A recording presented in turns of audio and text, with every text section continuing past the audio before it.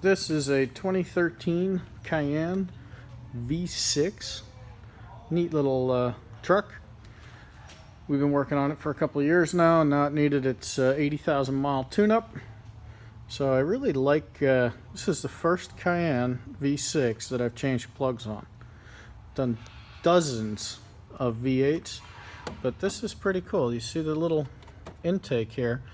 The coils fit in between it. So Volkswagen did a nice job of designing this VR6 motor. Unfortunately, this one had a leaky water pump, so we're going to change that at the same time. And then all the other stuff at 80,000 miles, change the air filter. But there's a ton of room in here. Normally you'd have air filters and big exhaust manifolds, so not impossible to work on.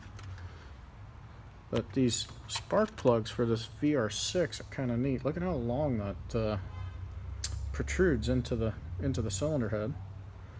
So yeah, coils, plugs, coolant will be done, and a drive belt, and an air filter and a cabin filter, and she will be back on the road.